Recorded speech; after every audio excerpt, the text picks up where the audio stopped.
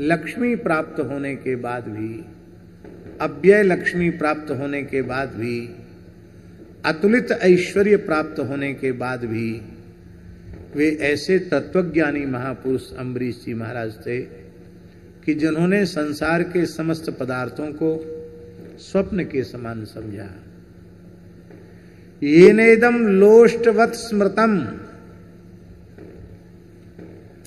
भगवान और भगवान के भक्तों में ऐसा भाव आपको बढ़ गया कि संसार की संपत्ति मिट्टी के ढेले के समान दिखाई पड़ने लगी।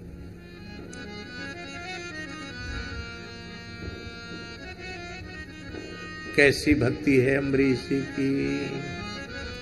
सवै मनः कृष्ण पदार विंदयोर वचांसि वैकुंठ गुणानुवर्णने करौ हरेर मंदिर मार्जनादिषु श्रुतिं चकाराच्युत सत्कथोदये मुकुंदलिंगालय दर्शने दृशौ तदभृत्य गात्र स्पर्शेंग संगमम् घ्राणं च तत्पाद सरोज सौरभे श्रीमत्तुलस्या रसनां तदर्पिते पादौ हरे क्षेत्र पदानुसर्पणे शिरो ऋषिकेश पदाविवन्दने कामं च दास्ये न तु काम काम्यया यथोत्तम श्लोक जनाश्रयार्ति।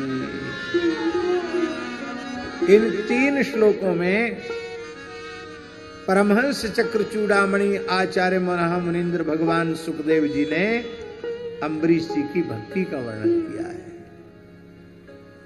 उन्होंने निश्चय पूर्वक अपने मन रूपी भ्रमर को भगवान श्री कृष्ण के चरण कमल में प्रतिष्ठित कर दिया था। वे अपनी वाणियों से निरंतर भगवान के नामों का कीर्तन करते थे। वचांसी में बहुवचन है, माने परापश्यंती मध्यमा वैखरी, समस्त वाणियों से नाम गूंजता था उनके।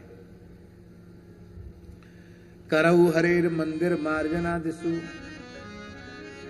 आज स्वामी जी छोटा मोटा किसी का व्यापार हो जाए, नौकरी चाकरी लग जाए, धंधा पानी हो जाए, नेतागिरी चलने लग जाए, कोई ऊंचा पद प्रतिष्ठा मिल जाए, तो लोग कहते क्या करें महाराज, आप भजन की बात कहते हो, हमको मरने की फुर्सत नहीं है।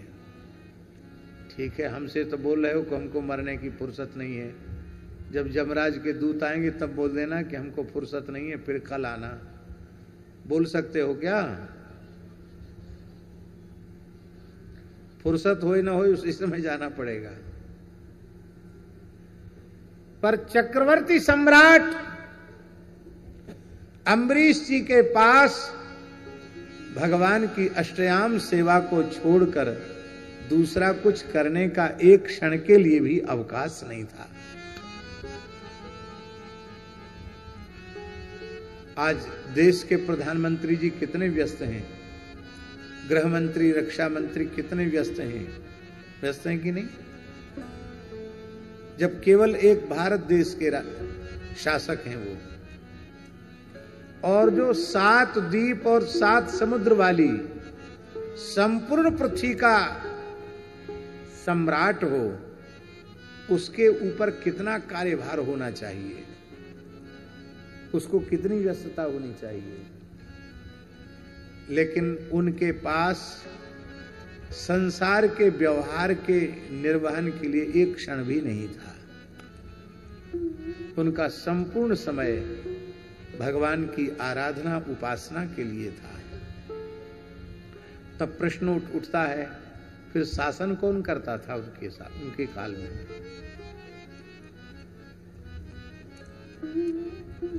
व्यवस्था कौन बनाता था? इसका उत्तर भगवान ने गीता में दिया है। अनन्याश्चिन्तयन्तो माम ये जना पर्युपासते तेषां नित्याभियुक्तानां योगक्षेमं वहाम्यहम्।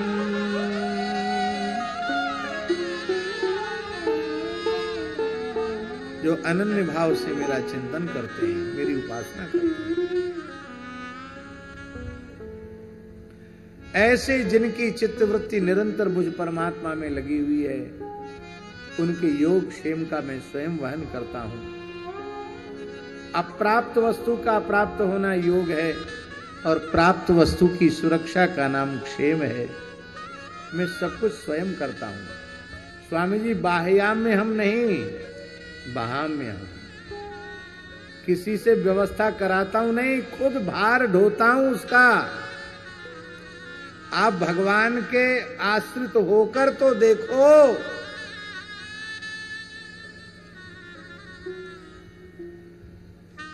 भगवान के आश्रित को जैसा होना चाहिए वैसा मैं एक अंश में भी नहीं हूं। 100वें अंश में 100वें अंश के 100 अंश कर दिए जाएं, उसमें भी एक अंश में भी जैसा भगवदाश्रित को होना चाहिए वैसा मैं नहीं हूं। पर केवल इतना सा बिल्कुल इतना सा मन में स्वीकार कर लेने से कि केवल भगवान ही हमारे हैं और मैं केवल भगवान का हूं और कोई उपासना साधना हमारे जीवन में नहीं है, फिर भी भगवान कितने करुणामय हैं जगन्नाथ कि हमारे संपूर्ण योगक्षेम का भगवान खुद वहन कर रहे हैं। एक बीघा खेती नहीं, एक पैसे की किसी की नौकरी नहीं, और व्यापार के नाम पर ठिलिया भी नहीं लगाते हैं, खोमचे का भी काम नहीं है। और इतने बड़े बड़े काम हो रहे हैं कि उन सारे कार्य जो जहां जहां भगवत कृपा से भगवत संकल्प से चल रहे हैं, स्वामी जी उनका हिसाब किताब जोड़ो तो बड़े से बड़ा उद्योगपति भी हाथ खड़े कर देगा। बोले ये कैसे हो रहा है, इतना खर्च कैसे हो रहा है? अरे भैया, हमारे किए कुछ नहीं हो रहा है, ये सब ठाकुर जी की प्रतिज्ञा का खेल है। योगक्षेमम भाम्यम। और हम नहीं, सब साधु, सब भगवत भक्त शरणागत। आप अपने जीवन में देख लो, क्या जो कुछ भगवान ने दिया, क्या अपने आप को उसके लायक भी समझते हो? इतना सा भगवान के चरणों में जुड़ने का, समर्पित होने का ये परिणाम है कि भगवान ने पूरा ठेका ले रखा है। महाराज जी विनय पत्रिका में गोस्वामी जी ने यहां तक कहा है, लूका रोटी नीके राखे, आगे हु की बेद भाखे। आप भगवान के हो जाइए तो अन्न वस्त्र का अभाव कभी नहीं होने देंगे भगवान। और आगे हूं की वेद भाखे, आगे की वेद ठेका ले रहा है कि तुम्हारा कुछ भी बिगड़ने वाला नहीं है। यदि तुमने मान लिया हृदय से कि हम केवल भगवान के हैं, तो कहीं अटकना भटकना नहीं, सीधे भगवान के चरणों में ही पहुंचना है। बोलो भक्तवत्सल भगवान की जय। भगवान ने अम्बरीश जी को इस प्रकार से अनन्य भाव से भक्ति में लगे हुए देख करके अपने सुदर्शन चक्र को आज्ञा दे दी, जाओ अम्बरीश के प्रतिनिधि के रूप में धरती पर शासन करो। और स्वामी जी, अम्बरीश जी 1000 रूप धारण कर लेते तो उतना बढ़िया शासन नहीं कर पाते जितना बढ़िया शासन भगवान सुदर्शन चक्र ने किया। भगवान सुदर्शन चक्र के भय से लोग पाप की परिभाषा भूल गए, अनाचार, भ्रष्टाचार, अत्याचार, इसकी परिभाषा ही मिट गई, समाप्त हो गई। दशों दिशाओं में भागवत धर्म का साम्राज्य स्थापित हो गया, भागवत धर्म का ध्वज फहरा गया। अपने कानों से, अपने हाथों से भगवान की संपूर्ण सेवा करते थे। मंदिर में झाड़ू लगाना, बर्तन अमनिया करना, पार्षद अमनिया करना, भगवान के लिए चंदन घिसना, भगवान के लिए सुंदर पुष्पहार तैयार करना, कहां तक कहें भगवान की रसोई बनाना। अष्टयाम सेवा में किसी को सहभागी नहीं बनाते, स्वयं अपने हाथ से सब करते। हमारे पूज्य गुरुदेव तो यहाँ तक कहते थे कि भगवान को रसोई बनाने के लिए जिस आटे का प्रयोग करना है तो चक्की चलाकर आटा भी खुद ही बना पीस कर तैयार करते थे। गेहूं चना आदि पीस करके आटा भी स्वयं निकालते थे। चक्रवर्ती सम्राट, नौकर चाकर की कमी थी क्या? पर भगवान की रसोई के लिए स्वयं चक्की चलाते थे। एक बार अम्बरीश जी चक्की चला रहे थे, गर्मी का समय था, उनकी पीठ पर कुछ पसीने की बूंदें आ गईं। ठाकुर जी से सहन नहीं हुआ। ठाकुर जी मंदिर के गर्भगृह से पधारे और पीछे खड़े होकर अपने पीतांबर से ऐसे ऐसे हवा करने लगे। अब भगवान के श्रीअंग की दिव्य सुगंध, सुंदर हवा को देखकर उनको ध्यान गया, इतनी ठंडी ठंडी सुगंधित हवा कहां से आ रही है। देखा, अरे ठाकुर जी, प्रभु वैकुंठनाथ लक्ष्मीपति ब्रह्मादि देवताओं के आराध्य उपास्य मुझ जैसे दीनहीन मलिन जीव के साथ कैसी लीला कर रहे हो, इसमें आपको शोभा नहीं देता। आप कितने बड़े हो, अनंत कोटि ब्रह्मांड नायक हो, आप हवा कर रहे हो। अरे लक्ष्मी जी तो आपके चरण दबाती हैं, ये आपको शोभा नहीं देता। भगवान बोले, आप भी तो सप्तद्वीपति पृथ्वी के एक छत्र सम्राट हैं, आपको भी ये शोभा नहीं देता चक्की चलाना। और यदि आपको चक्की चलाना शोभा देता है तो हमको भी व्यायाम करना शोभा देता है।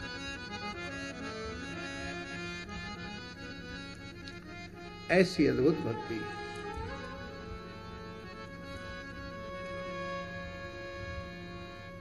जब भगवान अनवसर हो जाते थे, राजभोग के बाद भगवान पौड़ जाते, तब आप संतों के बीच में बैठकर कथा सुनते थे, सत्संग करते थे, नाम कीर्तन करते थे। ऐसा नहीं कि तान दुपट्टा सो जाते थे।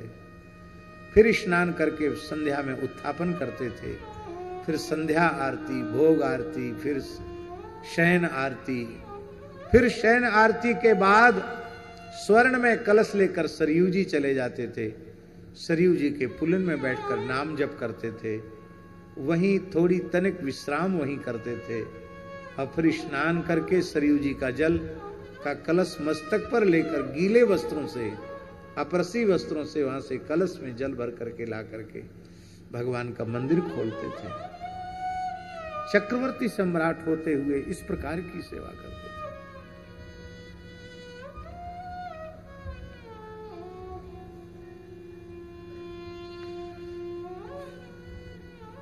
मुकुंद लिंगालय दर्शने दृशौ, अपने नेत्रों से भगवान का दर्शन, भगवान के मंदिर का दर्शन करते थे।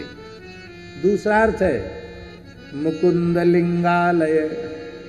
मुकुंद माने भगवान, लिंग माने चिन्ह। भगवान के चिन्ह क्या हैं? ऊर्ध्व पुंड, तुलसी, ये सब भगवान के चिन्ह हैं। इनका आलय कौन है? वैष्णव संत। तो कहते वैष्णव संतों के वैष्णव चिन्हों का दर्शन करके अपने नेत्रों के सफल करते थे। भैया ये तिलक दर्शन करके, संत का वेश का दर्शन करके भी नेत्र पवित्र हो जाते। मुकुंद लिंगालय दर्शने दृशौ तदभृत्य गात्र स्पर सिंह संगमम। भगवान के भक्त का आलिंगन करके और वे भगवान के आलिंगन का सुख प्राप्त करते थे। देखो कुछ मर्यादाएं भगवान के साथ हैं। आप चाहे जितने उच्च कोटि के भक्त हों, श्री मंदिर के गर्भगृह में भगवान के श्री विग्रह का आलिंगन नहीं कर सकते।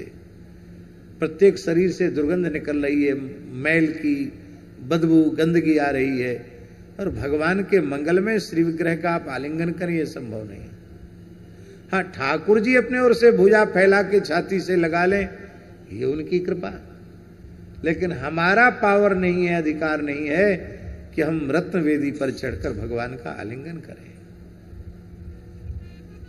तो भगवान और भगवान के भक्तों में भेद नहीं होता। तो भगवत भक्तों का आलिंगन करके वे भगवदालिंगन का सुख प्राप्त करते थे। इस कथा को सुन के ये मत कहने लग जाना कि आप कहो कि आओ महाराज हमको गले से लगा लो, हैं? तो हम तो परेशान हो जाएंगे। कितने लोग हैं, अभी तो एक बड़ी समस्या है, कोई गिनती नहीं कितने लोग कह रहे हैं महाराज 2 मिनट के लिए, 1 मिनट के लिए मेरे घर आ जाइए। इतने लोग कह रहे हैं घर आने के लिए कि हम महीना भर यहां रुक जाएं नागपुर में, तो भी सबकी इच्छा पूरी नहीं होगी। कुछ न कुछ लोगों की इच्छा तो अधूरी रही जाएगी।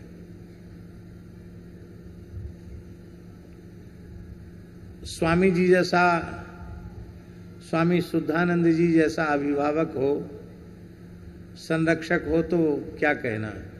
स्वामी जी बोले यहाँ आपको केवल कथा कहना है और थोड़ी देर दर्शन देना, बाकी विश्राम करना है, आपको हम परेशान नहीं करेंगे। यहां तक कि यजमान आयोजक परिवार में भी सबके यहां नहीं गए, हम किसी के यहां नहीं गए, उनका भी आग्रह नहीं है। इसलिए मेरी विनम्र प्रार्थना है, हम नागपुर में आ गए हैं तो आप सब लोग ऐसा समझें कि भाई देखो ये मलमूत्र का भांड जो शरीर है, नाशवान शरीर, इसकी शक्ति तो सीमित है, ये सब जगह नहीं जा सकता। पर हम का अर्थ है हमारे अंतर्यामी श्री रघुनाथ जी जो जो भजन ध्यान उपासना में लगे हुए हैं सबके घर में है। आप अनुभव करोगे तो आपको लगेगा कि जिनको हम घर में बुलाना चाहते थे वो तो हमारे घर में पहले से बैठे हैं। यदि पूर्ण श्रद्धा होगी तो ये अनुभूति आपको होने लग जाएगी। इस शरीर की नहीं, आत्मचेतन संबंध के, आत्मचेतन के संबंध से आपको ये अनुभूति होने लग जाएगी। महाराज जी श्रद्धावान लोगों को कैसे कैसे अनुभव होते हैं हम वर्णन नहीं कर सकते अपनी वाणी से। उसमें हमारी कोई विशेषता नहीं है, ना अन्य किसी साधु की कोई विशेषता होती है। ये उनकी श्रद्धा का वैशिष्ट है, ये उनके विश्वास का वैशिष्ट है कि उनको इस प्रकार की अनुभूतियां हो जाती हैं। बोलो भक्तवत्सल भगवान की जय। भगवान का जन्म कितने बजे हुआ था? कितने बजे? रात को 12 बजे। हमको इशारा लोग कर रहे हैं कि जन्म कब कराओगे। भाई वैसे तो उचित तो यह है कि रात को 12 बजे जन्म हुआ था तो 12 बजे तक धैर्य पूर्वक बैठो, तो ऐसी ही कथा चलती रहेगी। लेकिन ना हम 12 बजे तक बैठेंगे ना आपको बिठाएंगे, थोड़ा सा समय अधिक हो सकता क्योंकि भगवान का जन्म है। इसलिए आप लोग धैर्य रखें, समास व्यास से सब बात कही जाएगी। अम्बरीश जी का चरित्र श्रवण करके जीव भगवान का भक्त हो जाता है। इसलिए थोड़ा अम्बरीश जी के चरित्र में हम ठहरना चाहते हैं। घ्राणम च तत्पाद सरोज सौरभे, नासिका से भगवान के चरण कमलों के मकरंद सुगंध का अनुभव करते थे और अपनी जिह्वा से भगवान के तुलसी के दिव्य गंध में और रसना में भगवान के अर्पित नैवेद्य का स्वाद लेकर के अपनी जिह्वा को, अपनी रसना को धन्य करते थे। भगवान नाम का स्वाद लेकर अपनी जिह्वा को धन्य करते थे। प्रत्येक वैष्णव को प्रातःकाल उठते ही सबसे पहले अपनी जिह्वा को सावधान करना चाहिए। सबसे बदमाश इंद्रिय यही है, यही जीव को ले जाती पता नहीं कहां कहां। इसलिए सबसे पहले इसी इंद्रिय को सावधान करो। बोलो हमारे साथ, हे जिह्वे, हे जिह्वे, हे जिह्वे, हे जिह्वे, रससारज्ञे, रससारज्ञे, सर्वदा, सर्वदा, मधुर प्रिये, मधुर प्रिये, नारायणाख्य नारायणाख्य पीयूषम पीयूषम पिबजिह्वे निरंतरम पिबजिह्वे निरंतरम। हे जिह्वा, तू रस के सार को समझती है, क्वालिटी की परीक्षा करती है। हमारे बाबूजी को कोई चीज खाने पीने की दे दो, तुरंत क्वालिटी की परीक्षा करके बताएंगे। थोड़ा नाक मुंह बना के कहेंगे बादाम का हलवा बनाना नहीं आया ठीक, जलेबी थोड़ी ऐसी रह गई, सब्जी में थोड़ा ऐसा हो गया। ऐसा नहीं कि वो झूठी शिकायत करते हैं, क्वालिटी का परीक्षण करना जानते हैं। उनकी जीभ विशेष प्रकार की भगवान ने बनाई है। तो रस सारज्ञ सर्वदा मधुर प्रिय, सदा तुझे मीठी चीज अच्छी लगती है, पर ये मीठी चीज खाने में खतरा है। ज्यादा खा लोगे तो डॉक्टर कहेगा अब तुम्हारा मीठा बंद।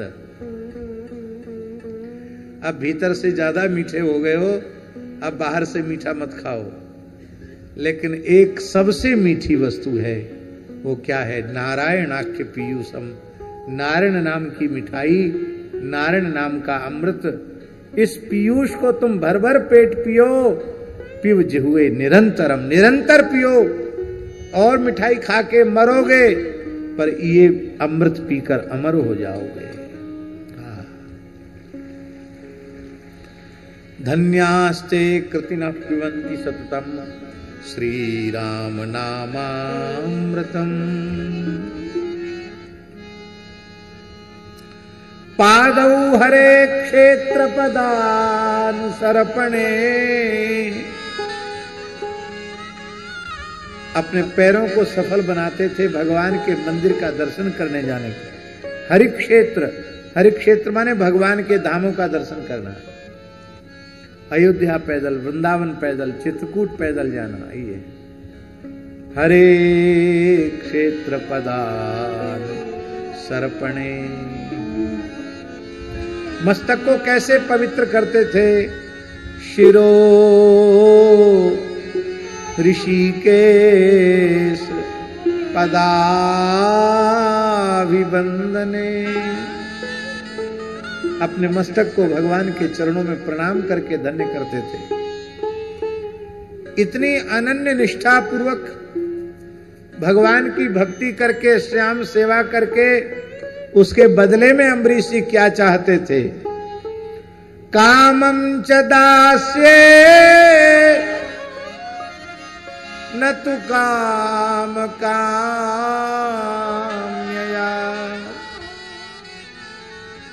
यथोत्तम श्लोक जनाश्रयारति। इस प्रकार की अनन्य भाव से भगवान की सेवा करके, इसके बदले वो भगवान की सेवा ही चाहते थे।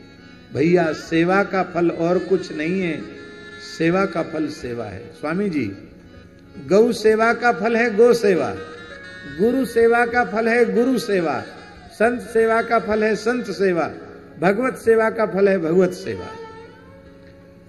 गुरु संत गौ इनमें भेद नहीं है, इनकी सेवा का फल इनकी सेवा ही है। यदि इनकी सेवा के बदले कुछ चाहता है तो वह उत्तम सेवक कहलाने के योग्य नहीं है। यथोत्तम श्लोक जनाश्रयारति। क्या बढ़िया, यथोत्तम श्लोक जनाश्रयारति। भगवान के भक्तों में जैसा प्रेम निवास करता है, वैसा प्रेम हमारे हृदय में निवास करने लग जाए, हमारे हृदय में भगवत प्रेम प्रकट हो जाए।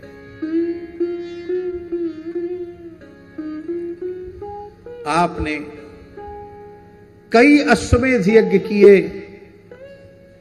धन्व नाम के निर्जल देश में सरस्वती नदी के प्रवाह के सामने वशिष्ठ, असित, गौतम आदि आचार्यों के आचार्यत्व में बड़ी बड़ी दक्षिणा वाले अनेकों अश्वमेध यज्ञ करके आपने भगवान की उपासना की। महात्मा श्री सुदर्शन सिंह चक्र जी ने, चक्र दादाजी ने अम्बरीश जी के अश्वमेध के ऊपर एक लेख कल्याण पत्रिका में लिखा, हमने उसको पढ़ा, श्री अम्बरीश के अश्वमेध। चक्र जी की लेखनी तो चक्र जी की लेखनी है। अम्बरीश जी के जैसा अश्वमेध न भूतो न भविष्यति। भगवान श्री राम का भी अश्वमेध हुआ तो युद्ध हुआ।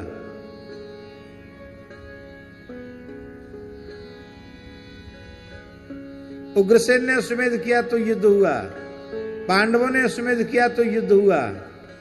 केवल अकेला अश्वमेध यज्ञ है अम्बरीश जी का जिसमें युद्ध नहीं हुआ। एक दिन की बात है, अम्बरीश जी को भगवान ने आज्ञा दी कि हमारी अश्वशाला में आप दर्शन करके आइए। भगवान की आज्ञा से आप घुड़साल में गए, अश्वशाला में गए, तो वहां क्या देखा कि अश्वपाल ने कहा, भगवान इस वर्ष जितनी घोड़ी हैं सबने श्याम कर्ण घोड़ों को ही जन्म दिया है। अब श्याम कर्ण घोड़ा ही अश्वमेध यज्ञ का अश्व माना जाता है। सैकड़ों श्याम कर्ण घोड़े उत्पन्न हुए हैं।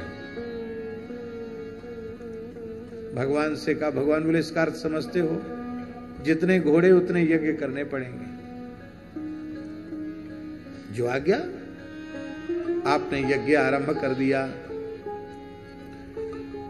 अश्व का तिलक किया गया, पत्र बांधा गया, जो भी उसकी प्रक्रिया होती है। बोले चतुरंगिणी सेना लगाओ। अम्बरीश जी बोले धरती पर हमारा कोई शत्रु है ही नहीं, हम किसके लिए युद्ध करेंगे, सब तो हमारे भगवान के हैं, भगवान के नाते हमारे हैं, वसुधैव कुटुंबकम।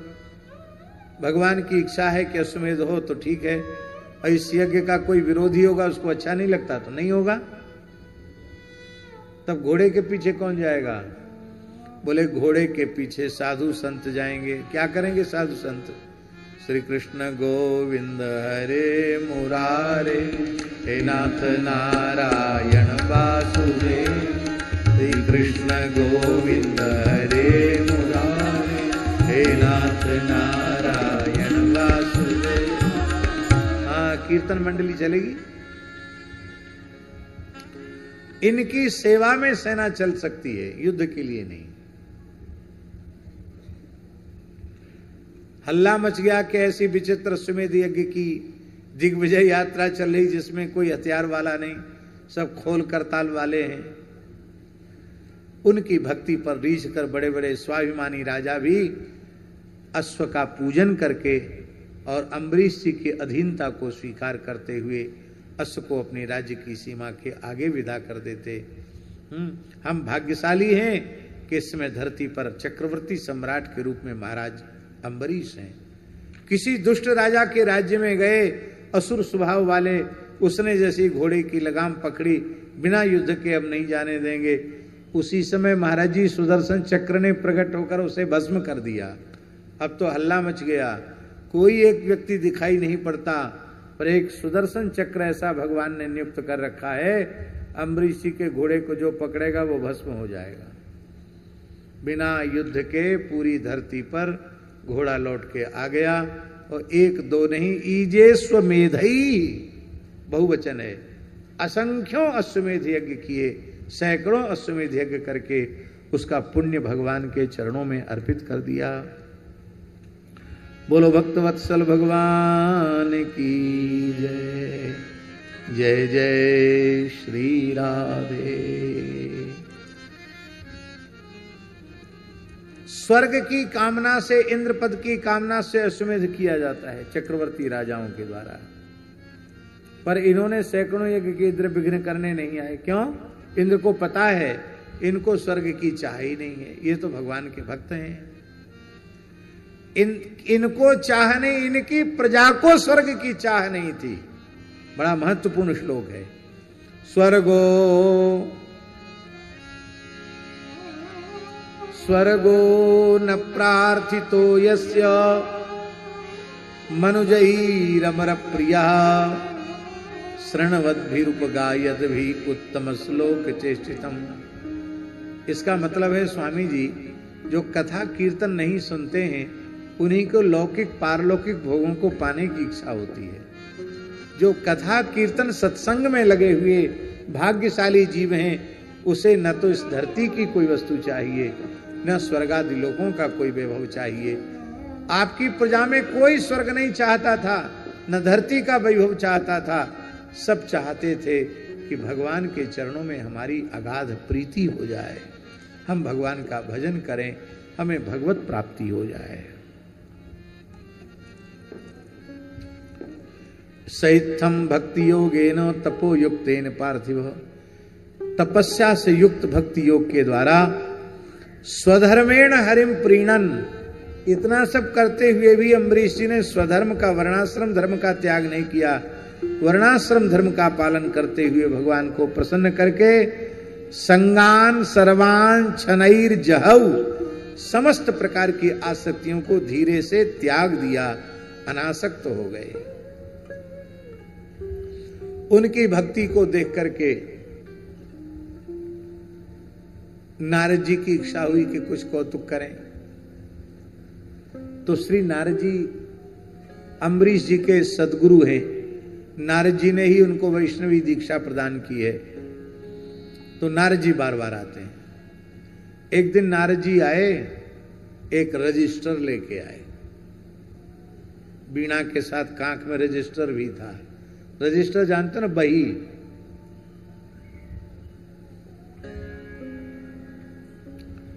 अम्बरीश जी ने गुरु जी का पूजन किया।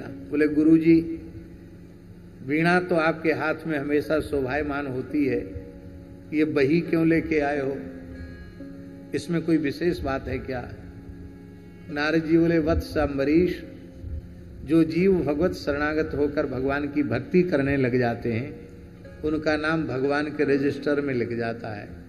ये बैकुंठ का रजिस्टर है। अच्छा, तो आपकी आज्ञा हो तो मैं देख सकता हूं? हाँ देखो। सोचते थे अम्बरीश जी शायद हमारा भी कहीं नाम लिख गया हो। भक्त तो मैं नहीं हूं, पर भगवान तो दयालु हैं, हो सकता हमारा नाम लिखा हो। महाराज जी, हजारों लाखों नाम थे, पूरा रजिस्टर उलट पलट के देख लिया, अम्बरीश जी का कहीं नाम नहीं। हमारे साथ ऐसा भगवान करें तो हम तो पहले ही हाथ खड़े कर दें। ले साहब, हम इतने दिन से आपके नाम पे लंगोटी लगाए डोल रहे हैं, हमारा नाम नहीं लिखा, इतने लोगों का नाम लिख दिया। पर अम्बरीश जी को भगवान के प्रति रोष नहीं हुआ।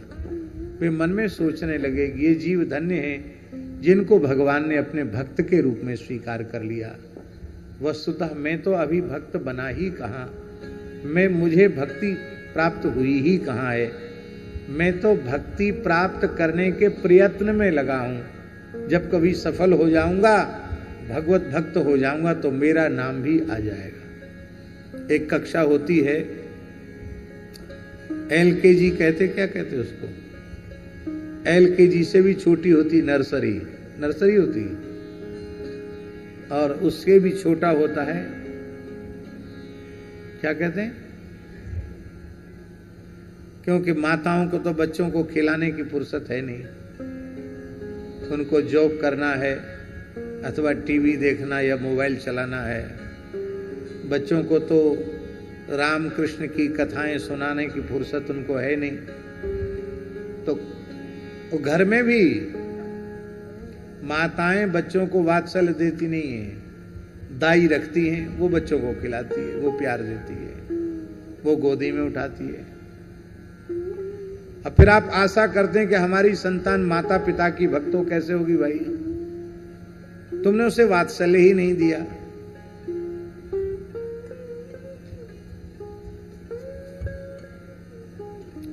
सहयोग में किसी को रखना चाहो रख लो, कोई बात नहीं, लेकिन स्वयं अपने बच्चों को प्यार दो, वात्सल्य दो।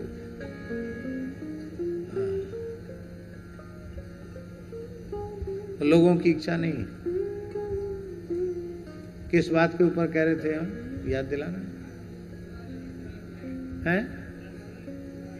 हाँ, तो अम्बरीश जी कह रहे हैं कि हम तो उस प्ले वाली जो खेलने वाली जो स्कूल है उसमें भी नाम लिखाने लायक, हम तो उससे भी गए बीते हैं। हम कहाँ भगवान के भक्त हैं। सिर से लगाया रजिस्टर, वापस कर दिया। कुछ दिन बाद नारद जी फिर आए। महाराज जी पहले लाल रंग, हरा रंग का रजिस्टर लाए थे, अब की बार लाल रंग का रजिस्टर लाए। उस पर मखमली जिल्द चली थी लाल रंग की। उन्होंने कहा महाराज ये रजिस्टर बदल गया कि वही दूसरी जल्द चढ़ा दिए? बोले नहीं, रजिस्टर ही दूसरा है। इसमें क्या है? बोले इसमें उन भक्तों के नाम लिखे हैं जिनकी भक्ति स्वयं भगवान करते हैं। अच्छा, ऐसे भी भक्त होते हैं जिनकी भक्ति स्वयं भगवान करते हैं? बोले हाँ, ऐसे भक्तों में नाभा जी ने तो बहुत से भक्तों को याद दिलाया है। हरि बल्लभ सब प्रार्थों जिन चरण रेणुआ साधनी, कमला गरुड़ सुनंद आदि सोरस प्रभु पद रति, हनुमंत जाम्बंत सुग्रीव विभीषण सबरी खगपति, ध्रुव उद्धव अम्बरीश विदुर अक्रूर सुदामा, चंद्रहास चित्रकेतु ग्राहगज पांडव नामा, कौसारव कुंती बधू पट एचत लजारी, हरि बल्लभ सब प्रार्थों चरण रेणुआ साधनी, जिन चरण रेणुआ साधनी। अब रजिस्टर जैसे अम्बरीश जी ने देखा तो महाराज जी सबसे पहला नाम लिखा था श्री अम्बरीशाय नमः। तो उनको अहंकार नहीं हुआ कि जिन भक्तों की भक्ति स्वयं भगवान करते हैं उनमें मेरा पहला नाम है। वो दीनता से भर गए, हाय हाय मैं तो भक्त कहलाने लायक ही नहीं हूं, पर भगवान कितने करुणामय हैं। मेरे जैसे प्रेम की गंध से शून्य इस दीनहीन तुच्छ पामर जीव को उन्होंने उन भक्तों में स्थान दे दिया जिनकी भक्ति स्वयं भगवान करते हैं। अम्बरीश जी की भक्ति सारी धरती पर व्याप्त हो गई। नारद जी ने सोचा थोड़ा देवताओं को भी पता चले। तो एक दिन नारद जी देवलोक में पहुंच गए, स्वर्ग में, और वीणा हाथ में थी नारद जी के, और वो कीर्तन कर रहे थे। क्या कीर्तन कर रहे थे? जय अम्बरीश जय जय अम्बरीश जय जय अम्बरीश जय नृप अम्बरीश, जय अम्बरीश जय जय अम्बरीश जय जय अम्बरीश जय नृप अम्बरीश, जय अम्बरीश जय जय अम्बरीश जय जय अम्बरीश जय जय अम्बरीश, जय अम्बरीश जय जय अम्बरीश जय अम्बरीश जय। सबके कान खड़े हो गए। कहा देवर से, आप सदा वीणा पर नारायण नारायण कीर्तन करते थे, आज धरती के चक्रवर्ती राजा के नाम का कीर्तन कैसे करने लगे? नारद जी बोले, हम तो सदा से नारायण नाम का ही कीर्तन कर रहे थे, किंतु मेरे मन में आया कि चलूं भगवान का दर्शन करके आऊं। अभी अभी रमा वैकुंठ होकर आ रहा हूं। वहां लक्ष्मी जी तो वीणा बजा रही थी और भगवान नारायण करताल लेकर यही कीर्तन कर रहे थे। जय अम्बरीश जय जय अम्बरीश जय जय अम्बरीश जय नृप अम्बरीश, जय अम्बरीश जय जय अम्बरीश जय जय अम्बरीश जय नृप अम्बरीश।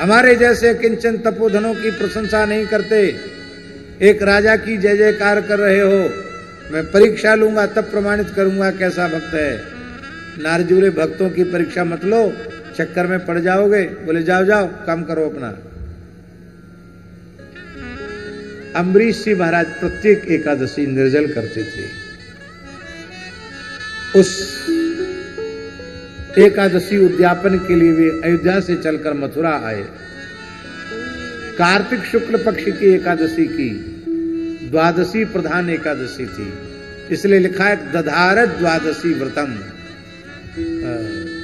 आरिराधै सुकृष्णम महिष्या तुल्य शीलया युक्त सांवत्सरम वीरो दधार द्वादशी व्रतम। द्वादशी व्रतम दधार, द्वादशी व्रत किया। प्रत्येक एकादशी निर्जल करते थे। जो एकादशी निर्जल करता है वो दूसरे दिन भगवत चरणामृत ले ले तो पारण हो जाता है। जो दूध पी करके व्रत करता है, जल पी करके व्रत करता है, वो थोड़ा दूध ले तो पारण हो जाता है। जो दूध पीकर व्रत करता है वो दूसरे दिन थोड़ा फल खा ले तो पारण हो जाता है। जो फलाहार करके व्रत करता है उसका पारण तब होता है जब अन्न लेता है। ऐसा है। दुर्वासा जी महाराज स्वामी जी जब वो पारण कर रहे थे मंजुला महाद्वादशी का, उसी समय पहुंचे। पारण करने ही वाले थे, बस थोड़ा सा समय शेष था। अम्बरीश जी ने उनके चरण धोए, उनका स्वागत किया। महाराज पारण करो। बोले हमारा नित्य नियम बकाया है, वो करके आएंगे तब पारण करेंगे। चले गए यमुना जी। वैसे तो जटा वाले महात्मा थोड़ा यहीं तक नटई तक नहा लेते हैं, थोड़ा मोहड़ा धो लेते हैं, जटा वटा नहीं धोते हैं। और जो हमारे शरीर के बार बार जटा भिजाते उनका देख लो, सब जटा जय जय सिया राम है। हमारे सामने राघवेंद्र दास जी बैठे हैं, कितने विशाल जटा हैं इनके। खड़े हो जाते हैं तो 1-1.5 हाथ नीचे बिछ जाते हैं जमीन में, इतने बड़े जटा हैं। पर ये नहाते धोते कम होंगे। जटा मैंने साल में 1-आध बार ठीक से धो लें तो धो लें, नहीं तो जल्दी धोते नहीं, तब तो इतने बड़े हैं। हमारे त्यागी जी देखो कभी कभार धोते हैं, जब तक सूख नहीं जाते तब तक पीछे पड़े रहते हैं। और हम रोज नहाते हैं खूब डट के। सब जय सिया राम, झरते झरते सब झर गए, इतने से रह गए। ये भी जब तक रहेंगे तब तक रहेंगे, नहीं तो जाओ, शरीर ही जाना है तो क्या जटा वटा क्या। तो राम जी पूज्य श्री बक्सर वाले महाराज जी की वाणी से सुना कि वैसे तो थोड़ा इतना ही स्नान करते थे, लेकिन आज जानबूझ के विलंब करना है तो जमुना जी में पटक पटक करके जटा धोई, ऐसे अचाक अचाक, जानबूझ करके देरी किया। अब उनका पारण का समय निकला जा रहा था। उन्होंने कहा, वशिष्ठ जी से कहा, गुरुदेव एक तरफ एक ऋषि को पारण के लिए निमंत्रित कर चुके हैं, दूसरी तरफ एकादशी व्रत की मर्यादा है, पारण समय से होना चाहिए, क्या करूं। कहा, राजन आप भगवत चरणामृत ले लें, उसमें कोई दोष नहीं है। भगवत चरणामृत लेने से व्रत की रक्षा हो जाएगी। पर महर्षि जब आ जाएं तो उनको प्रसाद पवा करके तब आप पारण कर लें। आपने कहा जो आ गया। जैसे ही चरणामृत लिया दुर्वासा जी प्रकट हो गए। बोले, अहो अस्यन्द्र संसस्य श्रियोन्मत्तस्य पश्यत। इस धन के मद से मत वाले राजा के अहंकार दुस्साहस को तो देखो। मेरे जैसे एक महान तपस्वी ऋषि को निमंत्रित करके और बिना मुझे पारण कराए इसने भोजन कर लिया। भुक्तवान स्पष्ट लिखा, भुक्तवान मैंने भोजन कर लिया, भोजन थोड़ी किया था, चरणामृत लिया था। दर्शय फलम, अभी इसको फल चखाता हूं। कितना बड़ा भक्त बनता है ये। भगवान जाने कैसी जटाएं रही, जटा वालों से थोड़ा डरना भी चाहिए। पता नहीं कौन सी जटा पटक दें, कौन सी कृत्या प्रकट हो जाए। एक जटा पकड़ी, ओ पकड़े, पटाख धड़ाम से धरती पर पटकी, उसमें से एक भयंकर काल कृत्या प्रकट हो गई। पैरों की धमक से धरती को डगमगा रही थी, भयंकर जलती हुई आग। आज्ञा दो महाराज, क्या करूं? भस्म कर दे इस राजा को। कालकृत्या अपने पैरों की धमक से पृथ्वी को कंपाती हुई सी चली, पर आपने एक बार भी अम्बरीश जी ने नहीं कहा कि हे नाथ, हे मेरे नाथ, मेरी रक्षा करो। ये इतने निष्काम भक्त हैं, रक्षा की प्रार्थना भी नहीं करते। आपने मन में सोचा, जो शरीर संत का, भक्त का, ब्राह्मण का अपराधी हो गया, लगता वो शरीर अब भगवत सेवा के योग्य नहीं है, इसलिए भगवान उस शरीर को जलाना चाहते हैं, तो भगवान की इच्छा का विरोध क्यों करूं? आप सिर झुकाकर खड़े हो गए। ये कृत्या मुझे जलाकर भस्म कर दे। पर अम्बरीश की रक्षा में तो भगवान के सुदर्शन चक्र हैं। सुदर्शन चक्र ने प्रकट होकर काल कृत्या को भस्म कर दिया। जो भस्म करने आई थी उसी को भस्म कर दिया। दुर्वासा जी भागते नहीं तो वहीं रक्षा हो जाती, पर दुर्वासा जी ने देखा कि हमारी कृत्या तो भस्म हुई, दुर्वासा जी भागने लगे। अब दुर्वासा जी के पीछे पीछे सुदर्शन चक्र, आगे आगे दुर्वासा जी। पूरे ब्रह्मांड में जहां तक उनकी गति थी सब जगह गए। ब्रह्मलोक गए। ब्रह्मा जी ने कहा भागो यहां से। बोले मैं आपका पोता हूं। ब्रह्मा जी के पुत्र अत्रि और अत्रि के पुत्र दुर्वासा, साक्षात पौत्र हूं आपका। बोले पोता तो हो, पर ज्यादा देर ठहरोगे तो हमारा ब्रह्मलोक जल जाएगा, भगो यहां से। भगवान के भक्त का अपराध करने वाले को हम कुछ नहीं मानते हैं, भगो। शंकर जी के पास गए, बोले भगो यहां से, हम नहीं तुम्हारी रक्षा कर सकते। हमारे जैसे हजारों रुद्र जिनकी संकल्प सृष्टि से प्रकट होते हैं, हम नहीं कर सकते उनका मुकाबला। उपाय बता सकते हैं, जिनका चक्र है उनकी शरण में जाओ, जल्दी जाओ, नहीं हमारा कैलाश पिघल जाएगा। तब आप वैकुंठ गए। भगवान ने मुंह फेर लिया। दुर्वासा जी बोले मैं ब्राह्मण हूं, आप ब्राह्मण देव है, मेरी रक्षा करो। भगवान ने मुंह घुमाए हुए कहा मैं ब्राह्मण देव अवश्य हूं, पर जो ब्राह्मण मेरे भक्त का अपराध करता है, भक्त को समाप्त करना चाहता है, उस ब्राह्मण की रक्षा मैं नहीं करता। उस ब्राह्मण के लिए मैं ब्राह्मण देव नहीं हूं। कहा महाराज मैं शरणागत हूं, आप शरणागत वत्सल हैं। भगवान ने कहा कोटि भी प्रबध लागे जाओ, आयऊ शरण तजऊ नहीं ताऊ, आयऊ शरण। लेकिन एक भक्त का अपराध करके आवे तो मैं शरण में नहीं ले सकता। महाराज मैं आर्त हूं, आप आर्त त्राण परायण हैं। बोले भक्त को, संत को पीड़ा पहुंचाने वाले के दुख को मैं दूर करने की शक्ति नहीं रखता। भक्त मुझे प्राण प्यारे हैं। तुमने सब कुछ गिनाया, लेकिन मैं भक्तों से कितना प्यार करता हूं, मैं भक्त वत्सल हूं, ये बात तुमने नहीं गिनाई। बोलो भक्त वत्सल भगवान की जय। आप भक्तों से सर्वाधिक प्रेम करते हैं। भगत बचल गुण सब ही कुटारे, भगत बचल गुण सब ही कुटारे।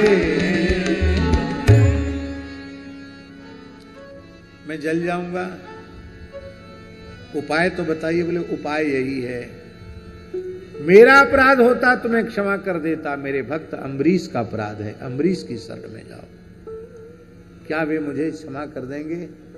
अरे मेरे भक्त का स्वभाव तो देखो, जब से तुम वहां से चले हो तब से उसने अन्न जल ग्रहण नहीं किया है, केवल चरणामृत पर ही है। तुम्हारे मंगल की कामना कर रहा है। यदि तुम्हारे मंगल की कामना न करता तो तुम्हारा प्रिय अस्त्र सुदर्शन तुमको जलाकर भस्म कर देता। उनके शुभ संकल्प से तुम्हारे शरीर की रक्षा हो रही है। तमुपई महाराजो साधु नांच परायणम, वहीं जाओ। और जैसे दुर्वासा जी लौट के आए, महाराज जी अम्बरीशम उपावृत्यो तत्पादौ दुखितो ब्रहीत। अम्बरीश जी के पास आए और अम्बरीश जी के चरण पकड़ लिए। दुखिता, दुखी मन से अम्बरीश जी के चरण पकड़ लिए। एक बहुत छोटी सी बात है। धर्मशास्त्र के अनुसार ब्रह्म बल को सर्वोपरि माना गया है। जिग बलम क्षत्रिय बलम ब्रह्म तेजो बलम बलम एकेन ब्रह्म दंडेन सर्वास्त्राणि हतानि में। यह श्लोक वाल्मीकि रामायण में और महाभारत में एक जैसा है, एक ही प्रकरण में। ब्रह्म तेज से बल करके कोई बल नहीं। भगवान ब्रह्मा विष्णु शिव को भी ब्रह्म बल के आगे घुटने टेकने पड़ते हैं। पर यहां ये चरित्र ऐसा है जहां ब्रह्म बल भी भागवत धर्म के आगे घुटने टेक गया।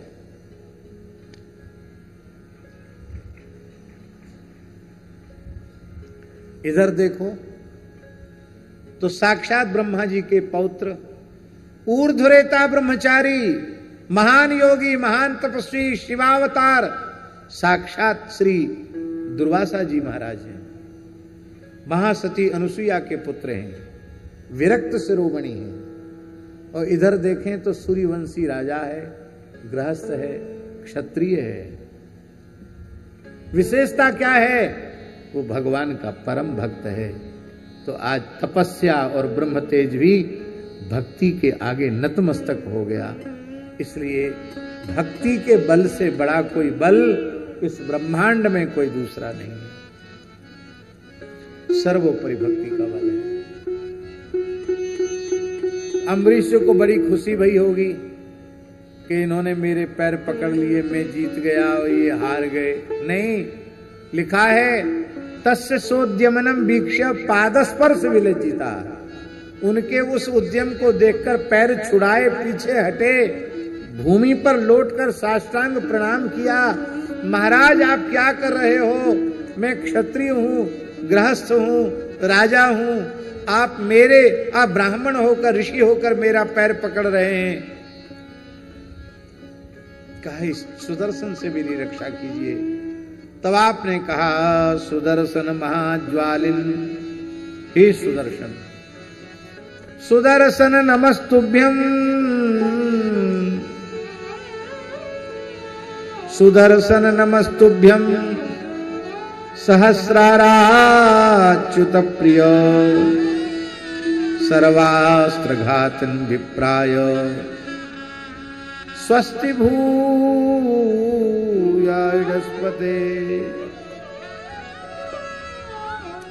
जाओ हे सुदर्शन, हे सहस्रार, आप भगवान के अत्यंत प्रिय हैं।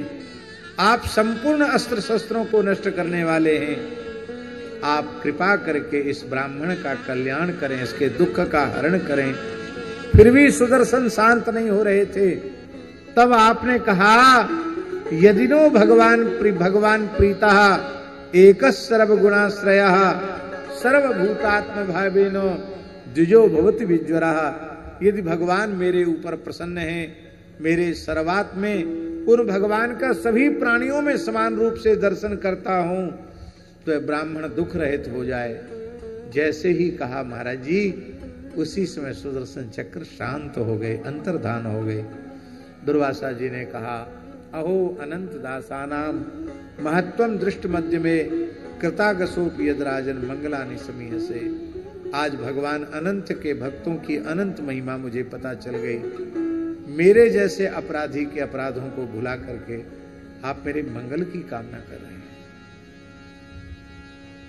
अग्र स्वामी जी का बड़ा सुंदर पद है, इस प्रसंग में लेकर हम उसको गाएंगे नहीं क्योंकि समय अधिक हो रहा है, इसलिए उस पद को हम प्रणाम करते हैं।